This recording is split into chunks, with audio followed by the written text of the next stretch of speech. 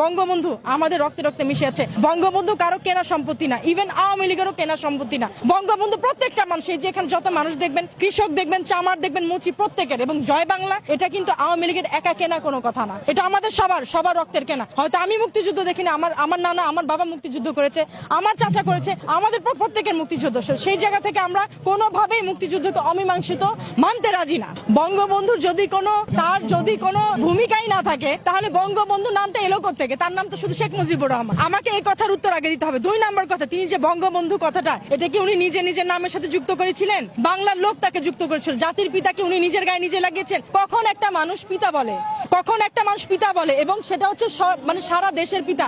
যখন সবাই খেয়াল করেছে যে সে তো আমাদের পিতার মতো শাসন করে, আমাদের দেশকে পিতার মতো আগলে রেখেছে, সে জায়গাতেই তো বঙ্গবন্ধু এসেছে। বঙ্গবন্ধুর যদি কোনো ভূমিকাই না থাকবে, সারা পৃথিবীতে আমাদের বাদী দিলাম, পৃথিবীতে সারা আমেরিকা, ইংল্যান্ড, লন্ডন এরা কেন বলে জাতির পিতা? এখনো সেই কথা বলেন, বঙ্গবন্ধু কেন বলে? তাদের মুখটা গিয়ে চুপ করাই দিয়েছেন না। যারা বলে তারা হচ্ছে পাকবীজ। তারা আগেও যেমন ছিল পাকিস্তানি, এখনো তারা খুব তাড়াতাড়ি খুব সুন্দর করে বাঙালির ভিতরে নোজ পুটিং করে ইনজেকশন দিয়ে দিয়েছে যে বঙ্গবন্ধুকে।